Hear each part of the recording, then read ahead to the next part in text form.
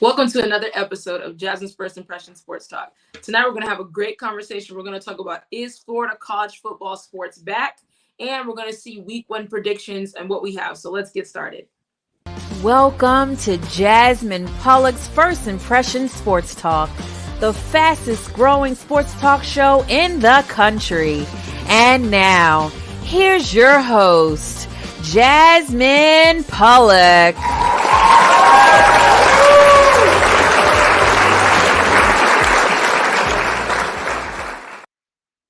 Welcome back to Jasmine's First Impression Sports Talk. And to kick the night off, we're going to talk about the college football week one frenzy.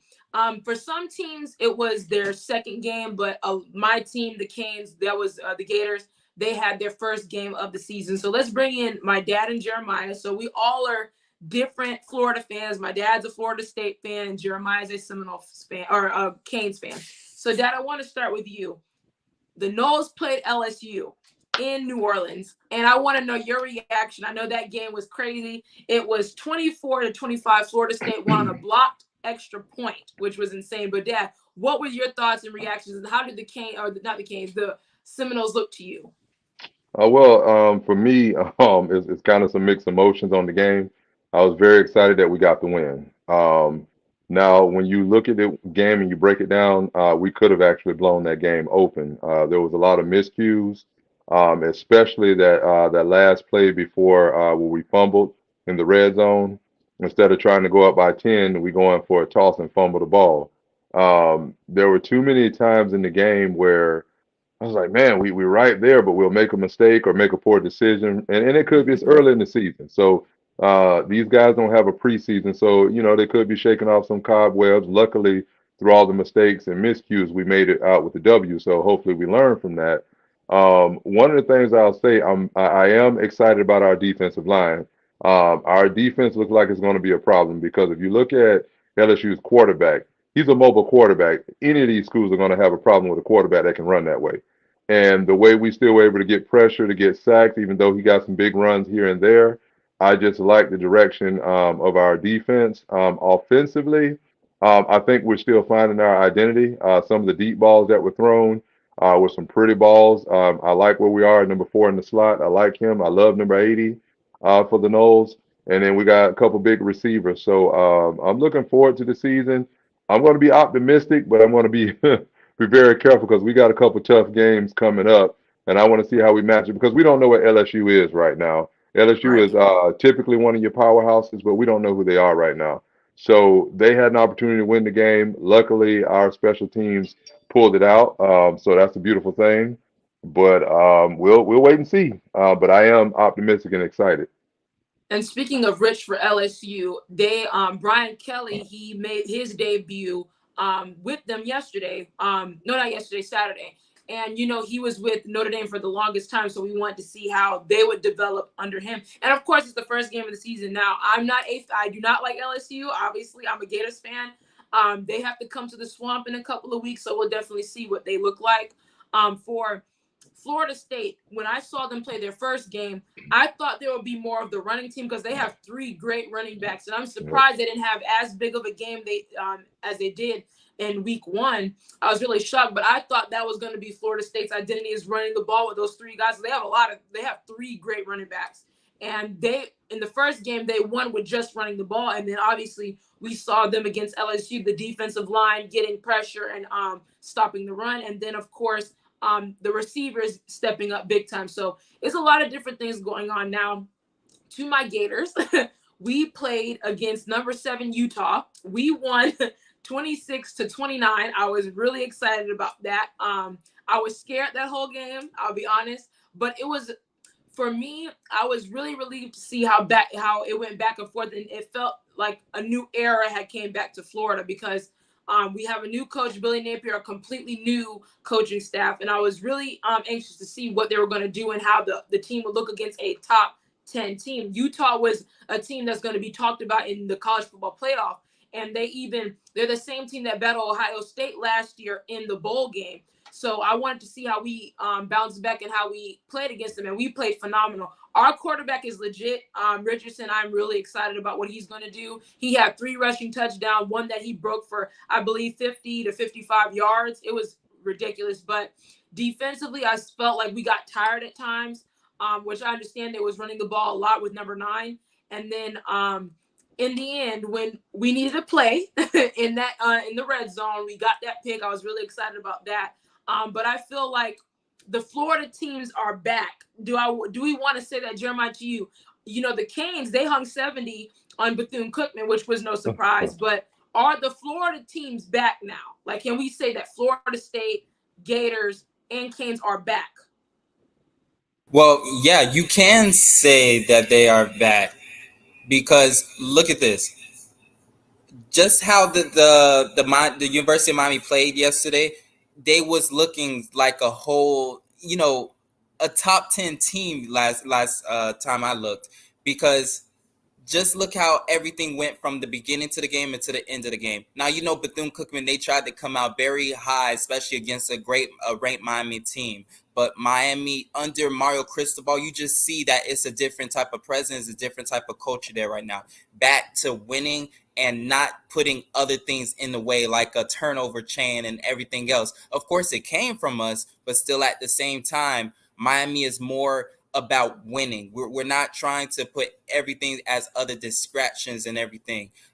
You see that he had a lot of different players that came over from Oregon, and they're just lining up from receivers to to linemen and everything, because he is very big on defense. And when, like I said, defense always wins championships.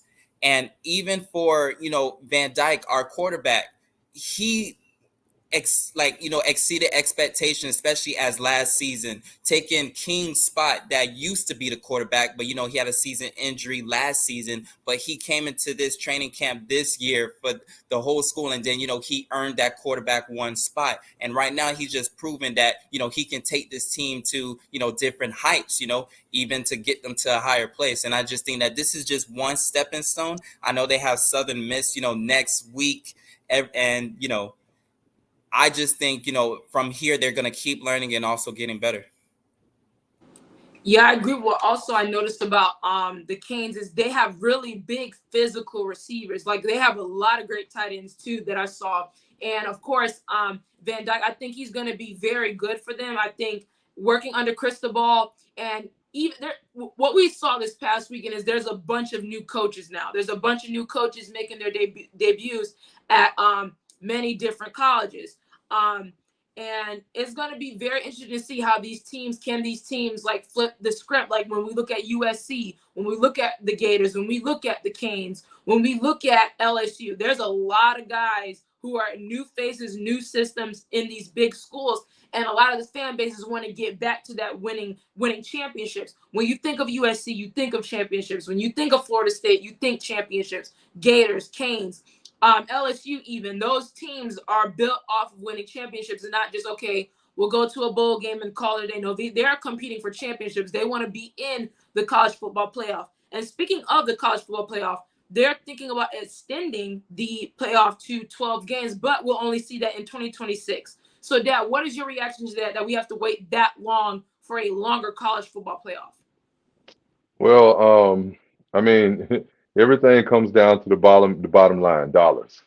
So I'm not surprised about anything like that, because I'm sure they're still working out a lot. They're negotiating a lot of terms, because you have bowl games and different things like that. That's really money makers for the college football organization. So I would um I would say I'm not surprised. I would have loved to see the playoffs extended a long time ago.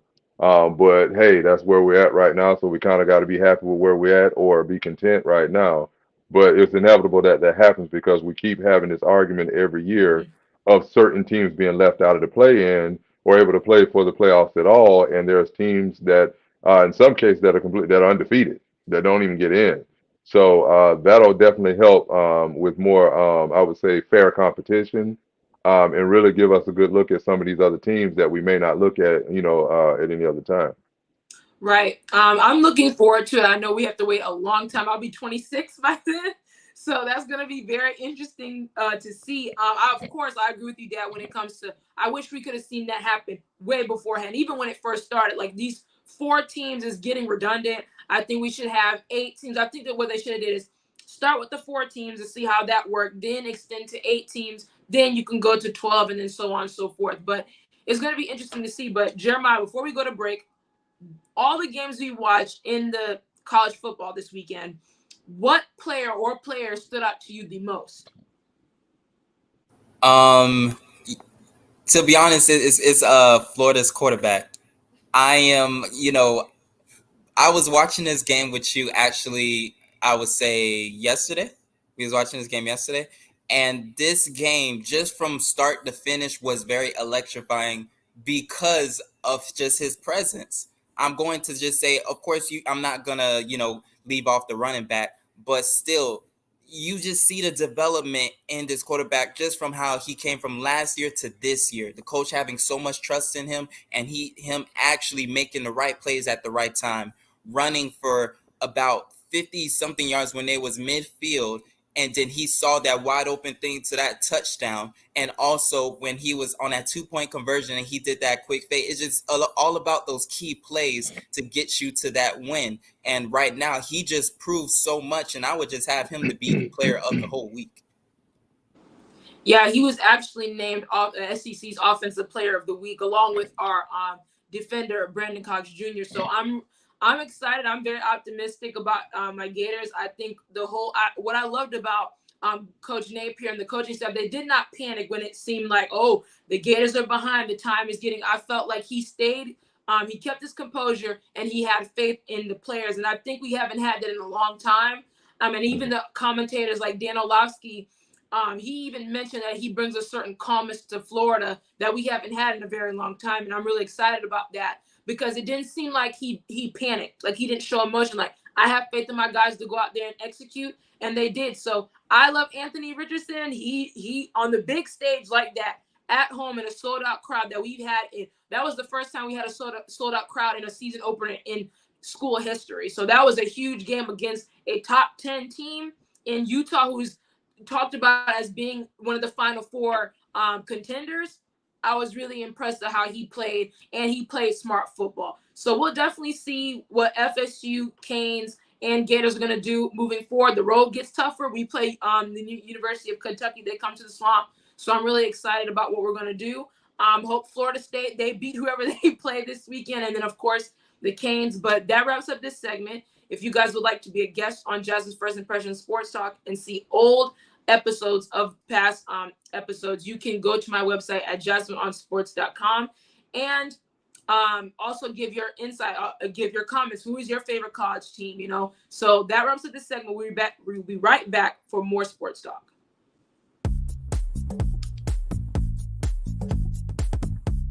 Renting is everything. It's style at your doorstep, off the runway and into your closet. It's every trend you've been dying to try and every designer you've yet to discover. It's wearing it your way every time and making it count everywhere you go. It's never worrying about what to wear because something new is always coming your way. That's why renting is everything. New styles, top designers, all for a flat monthly fee. Start your subscription at renttherunway.com.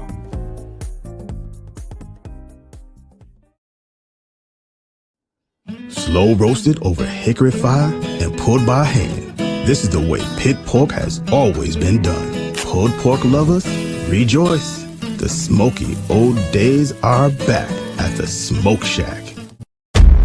From the creative team that brought you The Browning Project and Dead by Morning comes a new thriller that will change the way you look at white-collar crime forever. Falling from the Sky.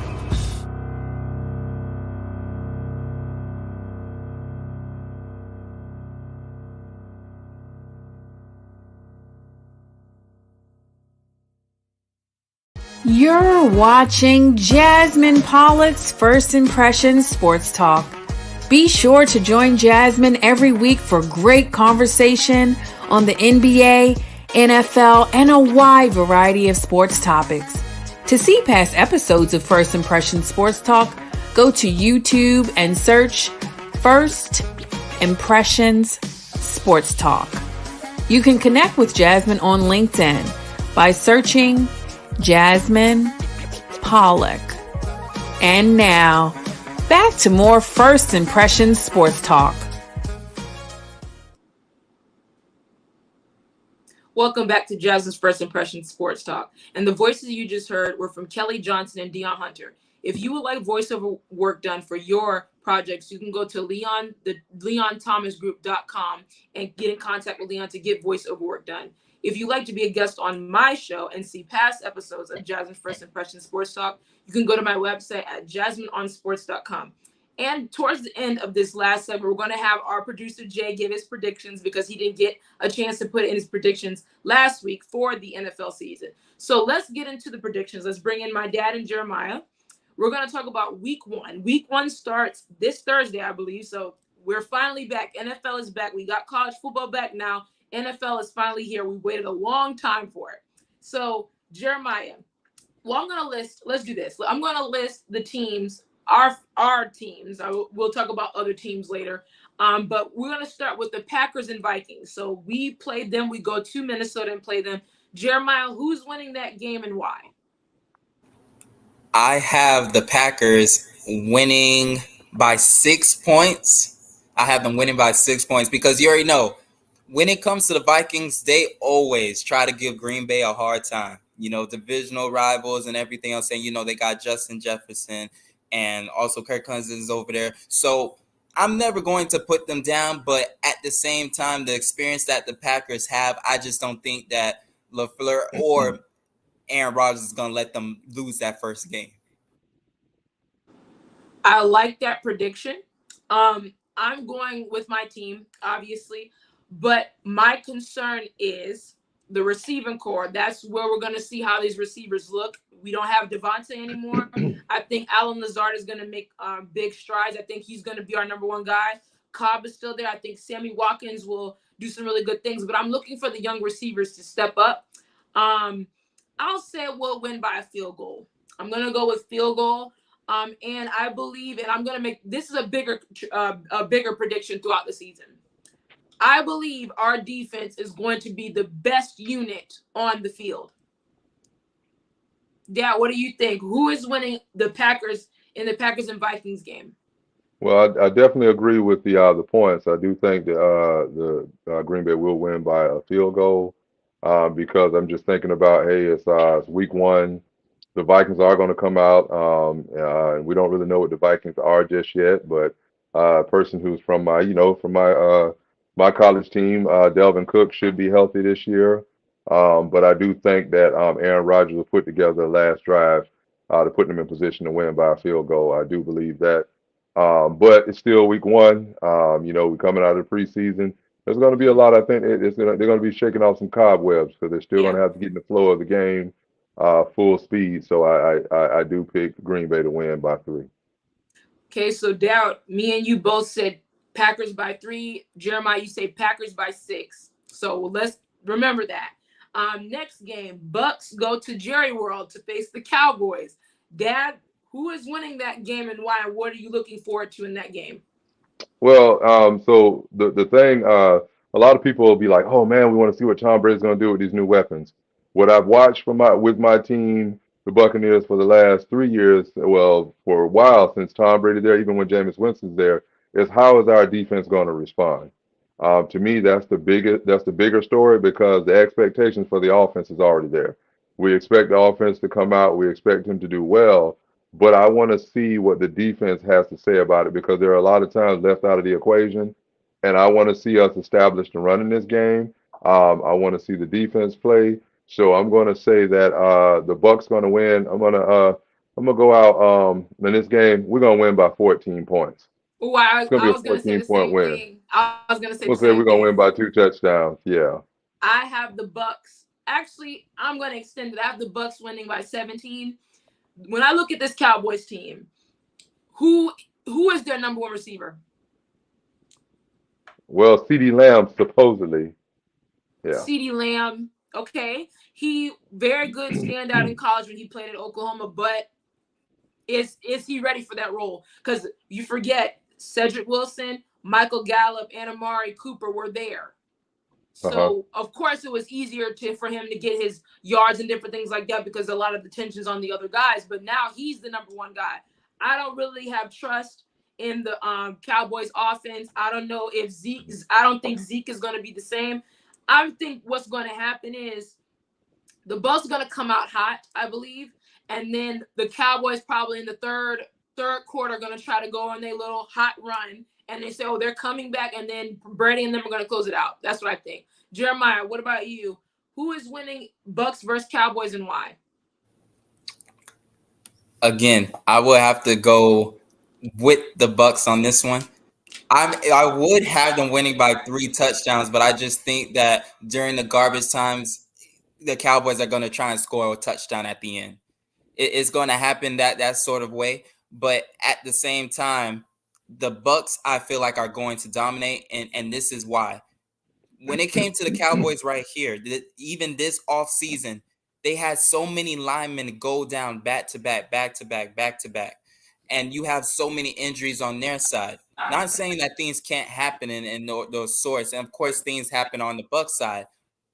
But that other side doesn't have Tom Brady. That other side doesn't have Godwin. The other side doesn't have that many experienced players. Now, I'm not saying that the Cowboys not going to try and come out the first quarter, start blazing and doing in the field, but it's just about the composure of the Bucs and what the experience is like. I've been there before, and they remember what happened last year in the playoffs. They just want another taste of it.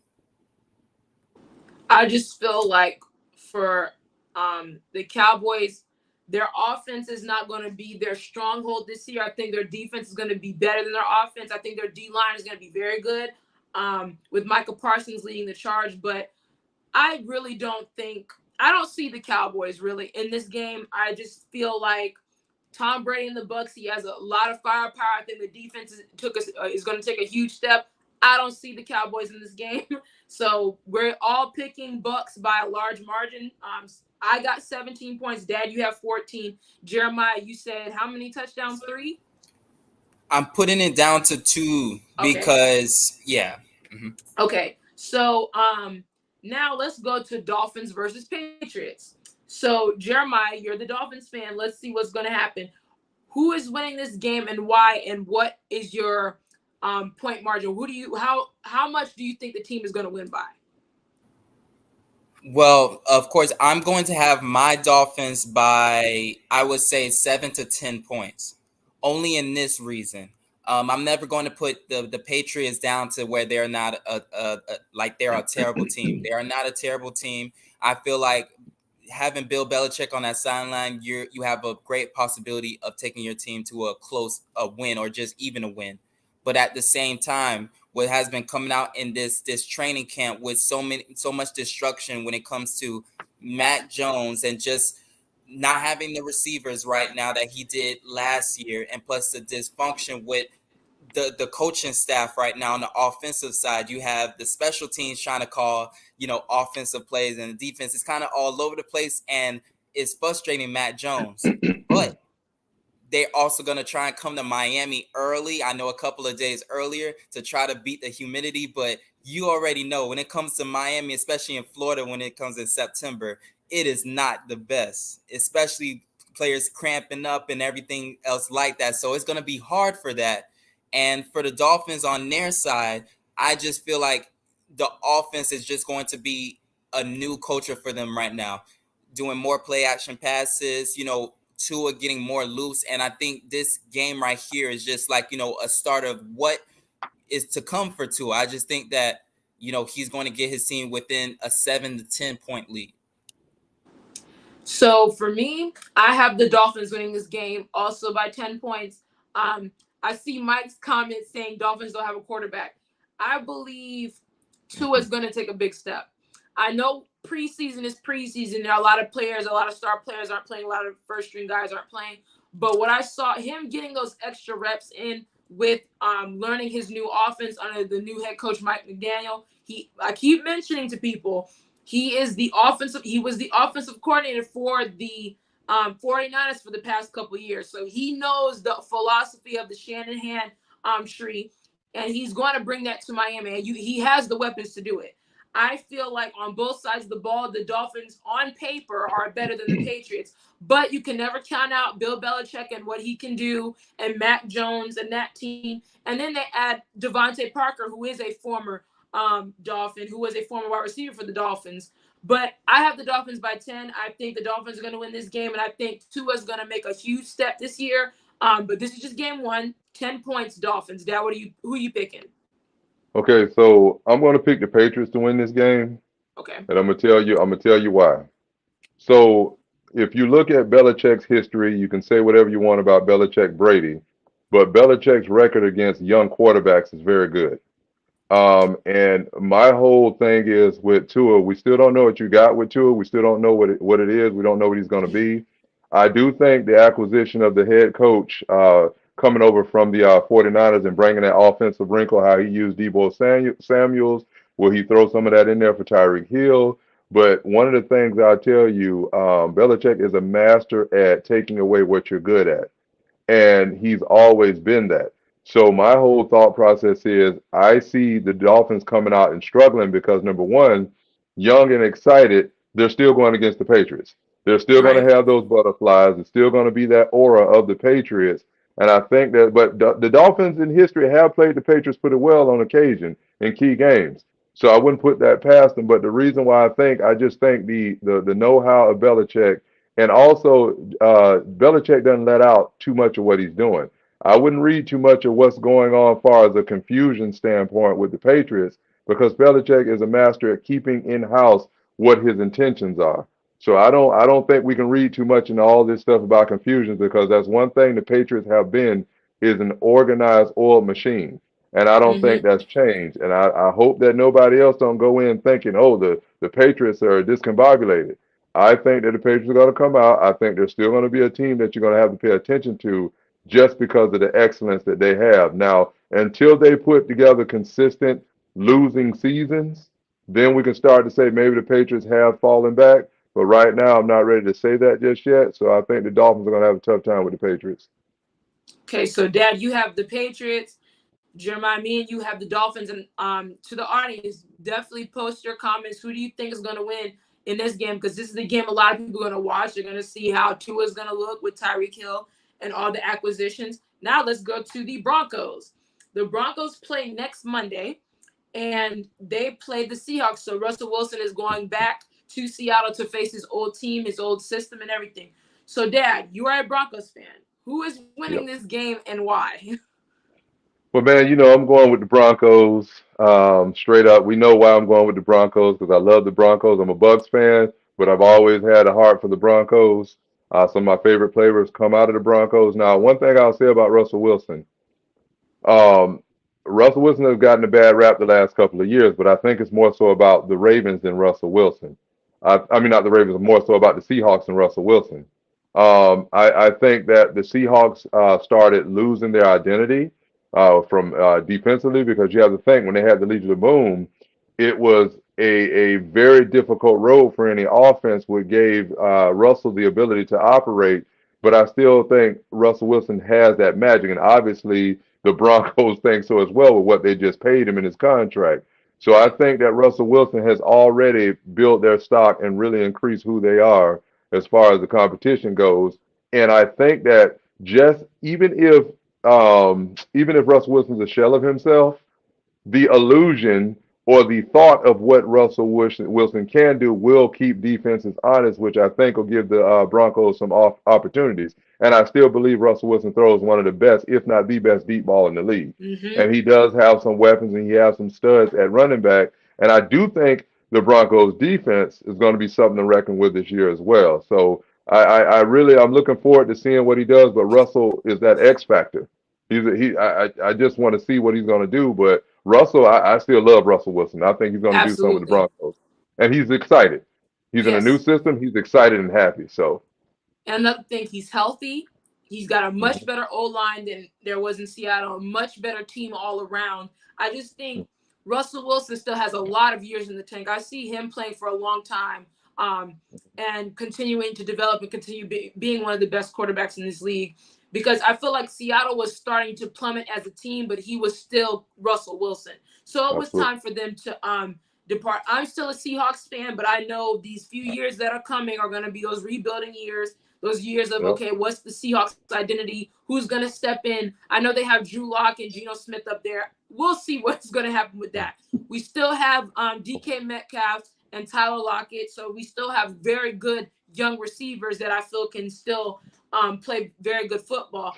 But I want to bring in Jay, because I see the comments going crazy. So I want to bring in Jay, our producer, and see his predictions. So I'm gonna ask you about the Broncos and Seahawks. Then we're gonna get to the Steelers. So Jay, who's winning this game, Broncos or Seahawks?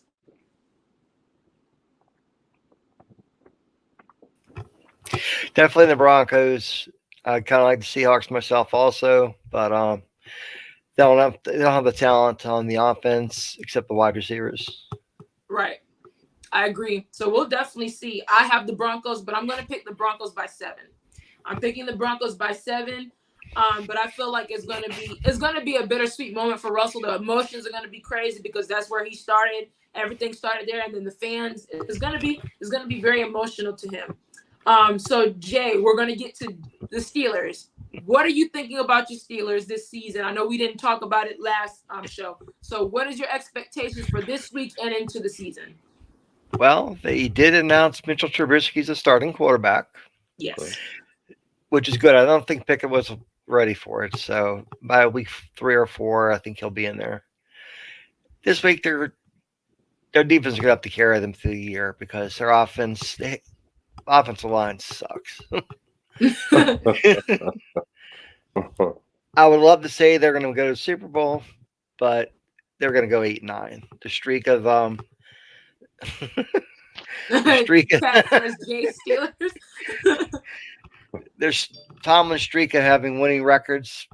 It's going to end. Right. I agree. I still think the Steelers are going to have a winning record this season. I feel they are a playoff team, maybe wild card more so, because I still have the Bengals winning that division. But I think the Steelers, there's still some questions, but I think they're still gonna have a winning record because Mike Tomlin, he just finds a way to win. They just find some sort of way to win. So let's go to a team that you don't like, Jay. Jets versus Ravens. So I see there's a lot of Ravens fans everywhere. Leon, Mike, everybody. So Jay, I want to ask you, Jets versus Ravens, who's winning that? Go ahead. Jets aren't going to have a winning record for 10 years. But here's my bold prediction, Leon. Ravens aren't going to make the playoffs either. Okay. Leon, what do you think about that? Ravens not making the playoffs.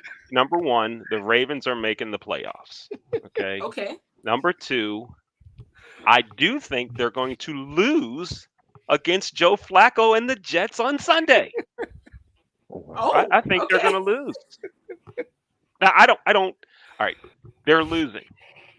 I think because Lamar didn't play in the preseason games, I think that's going to affect them. That's why I picked them I picked the Jets Sunday, but I think after that, I'm looking at the Ravens going 13-4, 12-5, somewhere in that area. That's what I think is going to happen. Wow, Mike says, Jasmine, you're kidding me. I will produce your show. Forget Jay. You all know Mike is a Ravens fan, so he's definitely picking the Ravens. Dad, who are you picking? Jets versus Ravens. And that was a very interesting take that Leon just had based off of Lamar not playing in the preseason, because we've seen before. Remember a couple years ago when Lamar won his MVP and they got the number 1 seed and they decided not to they took that bye, I believe, and it wasn't good for them. And when they came out and they took all their starters out their final game, Lamar and that offense was rusty. Do you think that's going to be the same thing we'll see this week, Dad? What do you think? So, me, I root for Lamar Jackson. We all know that. I want to see him do well. We haven't seen a talent like him in the league since Michael Vick. I think that one of the things is with Lamar Jackson, there are a few things looming, like with his contract situation and those different things going on. Now, is that going to affect Lamar negatively? We don't know yet. If Lamar going to, hey, business as usual, come out and play. The problem I have, it's the same problem I have with the Jets. I mean, Flacco is a seasoned Super Bowl winning quarterback. He is. But with the Ravens, I have to see. It's kind of hard for me to predict this one because I have to see what Ravens we have. Because Okay. the Ravens, to me, especially last year, I think this year, what is their identity going to be? Like, is it going to be defense or is it going to be offensive driven? Are you going to be a running team? Are you going to throw? I mean, what are we going to be this year? Because I'm going to tell you this: with any athletic quarterback, it's going to come to a point where all that running is going to have to slow down. You still got to use it out of necessity, but I don't want to see Lamar getting beat up because he's already been nicked up. So now it's like, hey, we got to evolve and start figuring out how we can get the ball down the field. And with losing people like Hollywood Brown and guys like that, I'm kind of trying to figure out, what type of chemistry he's going to have and with some of the distractions. So I Hmm. will give the Ravens a slight nod in this one. I will. I will say the Ravens will win by probably a field goal. I think it's going to be a low scoring game. But I think the Ravens can pull that off just based off of, consistency. But I am anxious to see what they're going to be with Lamar this year with all the other controversial things going on with them not giving him his money. But I think they eventually will. I have the Ravens winning by 3, but like we said before the last show, the Jets are not going to be the Jets team that we're used to seeing. I feel like they have a lot of young talent on both sides of the ball. Of course, Joe Flacco is a veteran, Super Bowl winning quarterback. If people remember that at all when he was with Baltimore. But I don't think this is going to be the same Jets team that people are just going to score 4 touchdowns on or 3 touchdowns on. This is going to be a very battle-tested Jets team, but I still have them having a losing season. But I definitely have the Ravens winning by 3. Now the big one before we get out of here, Jeremiah. I know we'll talk about the pick later, but Rams and Bills. That Yes, is going to be a huge game. yes. Jeremiah, who do you have winning this game and why? What X factors are you looking for in this matchup? Wow, this one is very good because this is like the hardest one to pick. But I'm going to have to go with the Bills, and this is why. The Rams, like I said, I think a week ago, are coming off of a high, and they just won a championship, and to them, they just thinking, we're just gonna go into this and that's it. I think they're going at the beginning. I feel like they are going to miss sparks from Von Miller being there and other spots, and just that matchup against Ramsey and also what's called Diggs. Mhm. You just gotta love that they've been going against each other since since one was on the Jacksonville and the other one was on the Vikings. So they go way back, and of course that's an X factor one I am always looking forward to see because their rivalry is always big when they go up against each other. But I do have Josh Allen playing way better this game right here, and also just proving a statement at the beginning at the first game of this season. I'm going to pick the Rams by 3. I'm gonna go out further than this. This game is gonna be a very offensive game. That's what I'm predicting. Even though the defenses, you have Von Miller on one side, and then you have, of course, Jalen Ramsey, Leonard Floyd, and of course Aaron Donald on the other. But how I'm looking at it and how the defenses, I feel the passing defenses of each team are not very good. I have this game. If I'm gonna say Rams. I think I'm gonna say 27-30 Rams. Dad, who are you picking and why? Okay, so in this particular game, remember we didn't get a chance to see this last year. Yeah. These two teams could very well. I mean, of course, I'm not picking them to go to the Super Bowl, but they are in the Super Bowl conversation. I'm going to pick the Buffalo Bills, and it's for one specific reason. It is Allen's ability to get out of the pocket. That is the biggest thing to neutralize a hungry pass rush. And I think that's also going to give them the ability to keep some of them at home because if you break contain with a guy like him, he's going to make you pay. His athleticism is going to be the difference in the game to me. As far as I think if you look at the teams that have, I think the Bills have improved more than the Rams have improved in the offseason. Now, I was expecting the Buffalo Bills to utilize O.J. Howard, which they just cut, which was a real surprise to me. But I do think Josh Allen, because the strength of the Rams defense is their defensive line. And I think that Allen's going to find ways to really get out of the pocket, really neutralize what Aaron Donald could do in the middle. And I'm going to see how well the Rams, if they're going to try to run the ball, which I think that the Rams are vulnerable against the run game if you I stick agree. with it consistently.